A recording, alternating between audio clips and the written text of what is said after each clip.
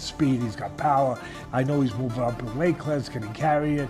You know, but those intangibles, I believe that he has them. Look at, and then Canelo's older. Crawford has the ability, but he's small, you know, and he can look bigger in. Crawford could look bigger in the weigh-ins and all that stuff, but it's always a difference. When you get that fight with somebody, you can tell. Same thing with Jamel. Jamel fought him, the twin. He fought Crawford in all the stuff, the weigh-ins and the press conference. Too fast and too smart for Canelo. Even Canelo is a good boxer.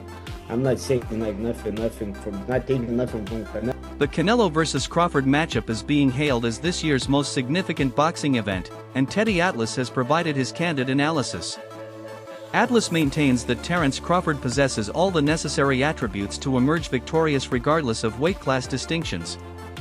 He praises Crawford's technical abilities, mental discipline, and remarkable adaptability.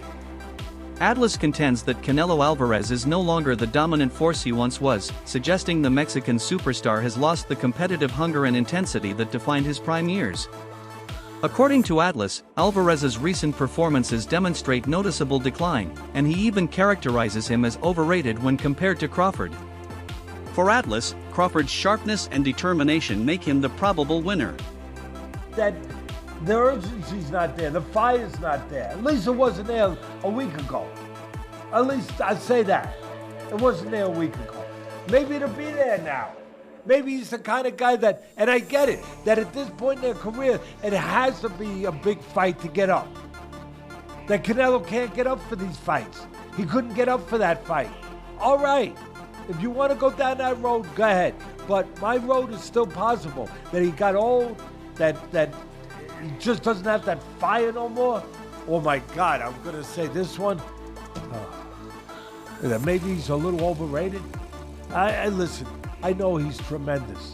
He's tremendous. But could he be a tiny bit overrated?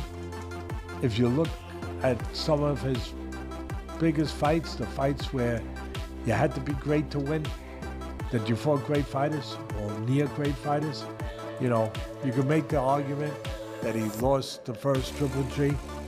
You know, he didn't embarrass himself, but he got a draw. Second one, you could make the argument he lost that. I know it was a different kind of fight, and he got better. But you can make that. You can make the argument he lost to Lara. He did lose to Mayweather. You can make the argument he was too young in his career. Maybe, although it wasn't that young. He turned pro when he was 15 or 16. Mean Machine, a fighter who has shared ring experience with Terence Crawford, firmly believes that physical dimensions will not decide the outcome of Crawford's confrontation with Canelo Álvarez. He argues that Crawford's technical arsenal is substantially superior and that his ring intelligence makes him too clever for Álvarez. In his assessment, the disparity in weight and natural size cannot bridge the gap in ring IQ, adaptability, and timing that Crawford brings to every contest. Mean insists Crawford ranks among the most strategically brilliant fighters of his era, capable of making in-fight adjustments and systematically breaking down opponents despite physical disadvantages. He describes Crawford as a master of controlling pace, distance, and rhythm elements that frequently outweigh pure size advantages. For him, this matchup favors the fighter with superior technical tools, and that is unequivocally Terence Crawford. Not good for Crawford. Canelo's too big. Right now, my position changed. I think Crawford is too fast and too smart for Canelo. Even Canelo is a good boxer. I'm not saying like nothing from not taking nothing from Canelo, but the way when you see oh he's too big, when you see Usyk fights and what Usyk did to the big guys like Joshua and Fury, so the size and that doesn't matter.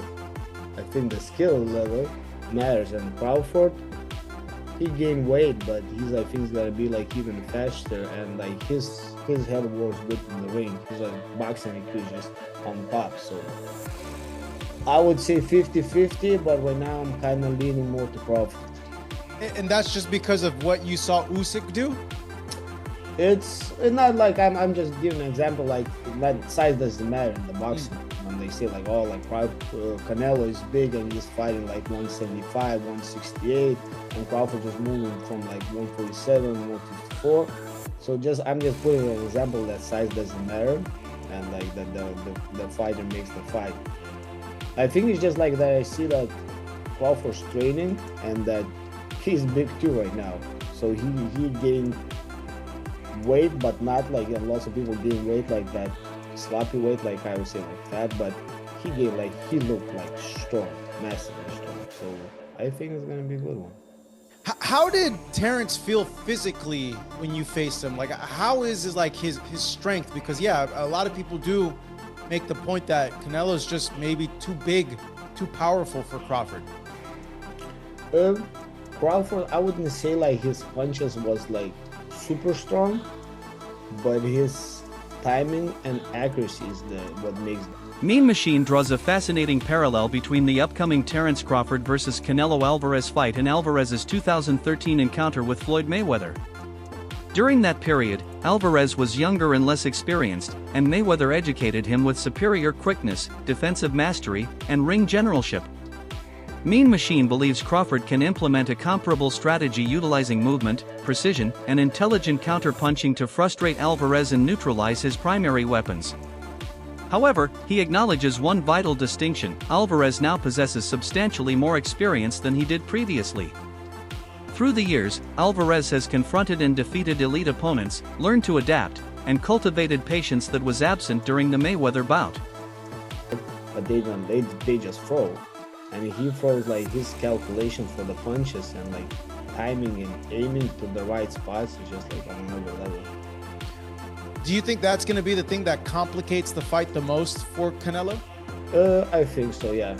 And like, yeah, like we can go back a little bit to Mayweather Canelo, and Canelo, yeah, Canelo was young and like Mayweather smart, but it can be like familiar fight like that. Even Canelo right now have more experience, and Crawford is still on his prime. So yeah, we'll see. From just your experience, you knowing boxing, like how do you think the fight will play out? Do you think it'll be a slow fight? Do you think it'll be tactical? Like, do you think Crawford? I think it's gonna start a little bit slowly. They're gonna be careful with each other just to kind of like measure each other and see where they at. And like they're like, that's why like they're like champs and they're like great ones. They just don't go like crazy like from the first round. Regis Progrise presents a contrasting viewpoint. The former world champion dismisses the idea that Crawford's punches will affect a granite-chinned, naturally larger fighter like Canelo Álvarez. According to Progrise, Álvarez has absorbed punches from some of boxing's most powerful fighters naturally bigger than Crawford, and has demonstrated near impenetrable durability. However, Progrise doesn't completely eliminate Crawford's chances. While questioning the impact of Crawford's power, he still recognizes the Nebraska star's capacity to win through skill, strategy, and determination. In his evaluation, Crawford's technique is world-class, and his ability to switch stances while executing flawless game plans makes him a dangerous adversary, even for someone as formidable as Álvarez. I think that Crawford has the ability to outbox Canelo. You gotta look at it, and that Canelo's older. Crawford has the ability, but he's small, and he can look bigger Crawford could look bigger in the weigh-ins and all that stuff, but it's always the difference. When you get in that fight with somebody, you can tell. Same thing with Jamel. Jamel fought him, the twin. He fought Crawford, and in all the stuff, the weigh-ins and the press conference, Jamel looked like the bigger man. His head, his neck, everything looked bigger. But when they got in the fight, you can tell. You can see who really was the bigger man. And I think that's the same thing. Crawford is putting on weight, but it's not weight. Like Canelo had the weight already. He doesn't have to put on muscle. He doesn't have to do that. He's already big like that. But I think that Crawford does have the style. He does have the style to beat him. If you look at the people that beat him or gave troubles, Irizlan, Lara, Austin Trout, Floyd, and Bivol. They gave him trouble and stuff like that. And Skull moved around a little bit too. So I think that Crawford has that. But I don't know how Crawford is going to respond when he gets hit. Same thing with Jamel. Jamel was undisputed at 154, and Canelo hit him and shit. Jamel was like, hell no. Jamel took a knee. So it's a big difference. And Crawford had that one fight at 154, and he didn't. Madrimov would touch him up a little bit. And this is nowhere close to Madrimov. You talk about Canelo. Now, if it was just another bigger guy, I would go with Crawford. But you talk about great. This might be.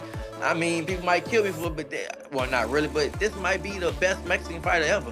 One of them, at least, right? Jose Vargas Jr., who has sparred with Terence Crawford, echoes Progrea's skepticism. Vargas openly states he doesn't believe Crawford can hurt Álvarez, having personally experienced Crawford's punches in sparring sessions. He acknowledges Crawford's sharpness and precision but questions whether he possesses enough concussive power to seriously trouble someone of Álvarez's size and durability. Vargas notes that Álvarez has withstood and recovered from punches of much larger fighters, raising doubts about whether Crawford can generate comparable danger. That said, Vargas doesn't dismiss Crawford entirely. He recognizes that power isn't everything. Timing, accuracy, and consistency can break down even the toughest opponents. But in his view, Crawford's punches might lack sufficient force to prevent Álvarez from applying relentless forward pressure. Done in camp. You know, all we're doing is putting the final touches. I mean, I've been sparring Ron Ellis. I mean, this guy is a dog, bro. He's been getting me ready. I mean, he's been Canelo's sparring partner. Shout out to my guy Ron, man. He comes, tries to knock me out every single sparring.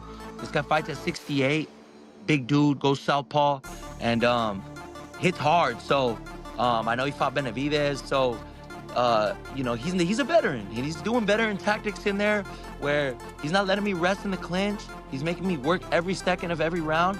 And I got something for Callum. I got something for the whole boxing world. And you know, I feel you're just as good as your preparation. And we've been doing the road work. We've been doing the mountain work. I've been recovering hard. I've been getting my rest. You know, I haven't been drinking no dark sodas, bro. I'm feeling like Tyson Fury right now, bro. Like, Mickey Bay adopts a more controversial position, accusing Canelo Álvarez of opponent selection in accepting the fight with Terence Crawford.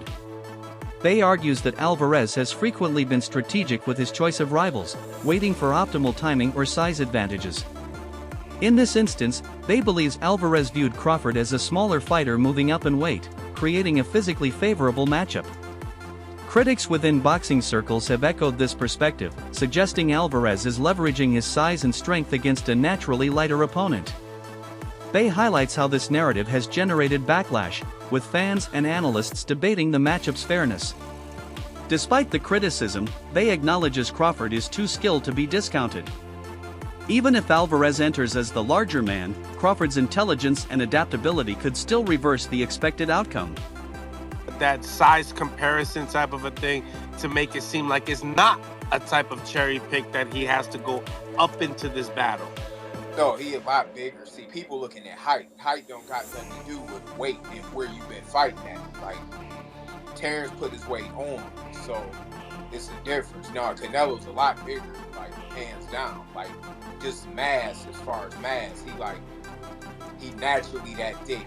You know, he got to come down. Terence, just because your weight is up there, that don't mean that's like putting a dude, Benavidez, a heavyweight. He might walk around at 205 or whatever. That don't mean he a heavyweight, though.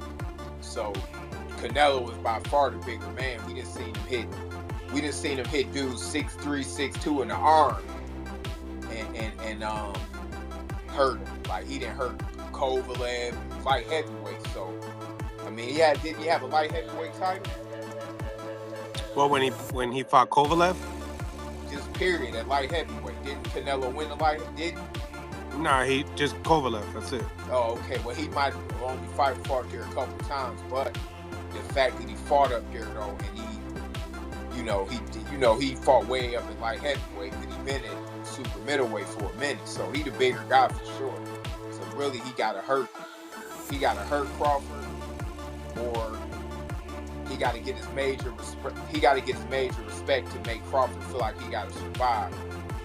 If he can't that, then he probably ain't gonna win.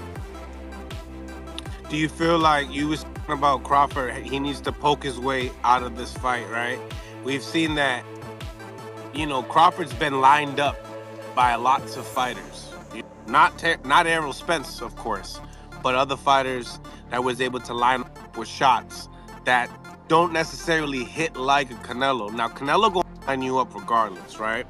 Tom Loeffler offers a different perspective, focusing not on fairness but on the pure spectacle of Canelo versus Crawford. As a promoter, Loeffler views this fight as one of modern boxing's most marketable matchups. He emphasizes that Canelo Álvarez and Terence Crawford represent two of the sport's biggest names, each carrying dedicated global fan bases that transcend cultures, nations, and demographics.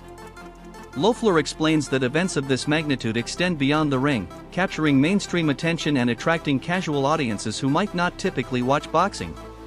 Actually being in the ring on such a high-profile show, it's huge. It doesn't get any bigger than that. And you know, you got to give credit to both guys. They're both very confident. They both have very passionate fan bases. You know, Callum, you know, having fought in Dublin, packed the arena out there, the 3 Arena, having fought at Madison Square Garden 3 times, fought in Boston, and then Fernando Jr., you know, from one of the biggest boxing named families, you know, in the history of boxing. He's going to bring out a huge fan base. So it's a really exciting addition to, you know, such a big show that like I said, doesn't get any bigger than that for sure. I agree. You know, I think that you, along with me, have seen some of these criticisms of the undercard. But really, when you look at it, I mean, we both know Callum Walsh so well. The personality and the authenticity that he brings to the sport is just so sincere. He's so real. You know, being from Ireland, coming overseas to train and dedicate his life to this craft, and his personality is so magnetic that it obviously brought someone like Dana White to be a huge supporter of him. I think in these weeks leading up to the fight, you know, the fighting public who does not know Callum Walsh is really going to fall in love with him, especially, you know. Saudi boxing power broker Turki Alilshik has been credited as the driving force behind making Canelo versus Crawford a reality. Analysts argue that while Alilshik's influence and financial resources have enabled dream matchups, not all necessarily represent ideal competitive pairings. In this case, critics emphasize the substantial natural size difference, suggesting Crawford might face serious disadvantages from the opening bell. The fight, they contend, was arranged due to audience demand and spectacle rather than pure competitive balance. Still, Alilshik's role cannot be overlooked. Without his involvement, this fight likely wouldn't exist. His ability to unite two of boxing's most valuable stars demonstrates his power in shaping the sport's contemporary landscape. Whether or not it represents the right competitive matchup, his vision ensures fans worldwide witness a once-in-a-generation event. Benavidez Jr. Canelo, you know, would have mopped up all of these dudes, bro. Would have mopped up all of these dudes. Like, you know, when we're coming out and saying that this is a complete mismatch, and this is a joke, and this is a fantasy fight, you know what I'm saying, that Turki Alilshik dreamed of, and we know he's a big Crawford fan, knowing, you know, the level of star power that Canelo Álvarez has, and he had the bag to make this fight happen. It doesn't mean that it's a logical fight for boxing, bro.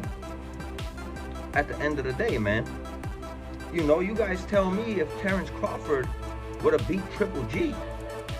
Tell me if he would have beat Billy Joe Saunders. Tell me if he could beat Bivol, even though, yeah, Canelo didn't beat Bivol, but tell me if he could have beat a Sergey Kovalev. And the other loss Canelo has to Mayweather, man. Crawford, you know, nobody in the world I felt could have beat Mayweather in the height of his career, bro. Tell me if Crawford, bro, would have just flat out went in there and beat a guy like Miguel Cotto, Daniel Jacobs. You know what I'm saying, bro? Like, it's the level of competition that Canelo faced, man. And these dudes that he went in there to beat. You know, Terence Crawford is nowhere, you know, has fought nowhere near the level of competition that Canelo Álvarez has fought. And I've had some comments talking about, you know, you talk about we're going off of our emotions and you're going off of your emotions. You're not giving no facts, bro. Like, this is all facts right here, bro. The fact of the matter is, bro, Canelo Álvarez has fought at light heavyweight. The fact of the matter is, Terence Crawford has only fought once at 154 pounds. And the fact of the matter is, he was getting touched up by those right hands all night, bro. By Majumov. That's the fact, bro. The biggest, most dominating fight he ever had was against Errol Spence. Trainer Dave Coldwell has long admired Terence Crawford's versatility and believes those qualities will prove crucial against Canelo Álvarez. Crawford's ability to fight comfortably from both orthodox and southpaw stances provides an edge few fighters possess. Coldwell notes that Crawford utilizes this skill to create angles, disrupt rhythm, and keep opponents uncertain. Equally important, he emphasizes Crawford's footwork, which enables him to glide in and out of range while avoiding being cornered. Against Álvarez, who excels at cutting off the ring and applying pressure, this mobility could be the decisive factor. Coldwell explains that if Crawford can maintain distance, employ lateral movement, and prevent Álvarez from trapping him along the ropes, he has every opportunity to win rounds and potentially the fight. For Coldwell, the key factors are discipline, ring IQ, and movement rather than pure power. From when the fight got made, I've always fancied Crawford. I just think he's different. I think there's something about him. I think if you add what Crawford's good at, his brain, he can switch, he's very good as a southpaw. His judgment of distance is fantastic, his punch picking is fantastic, he's got good legs. When you add what, and he can pop. I mean, listen, I'm not saying he's got the power to hurt Canelo, but he might have the power to surprise Canelo a little bit and just sting him and just. But when you look at what Crawford does well, and then I look at this version of Canelo, as Canelo's got on, his punch rate. That concludes today's video. Stay tuned. Until next time.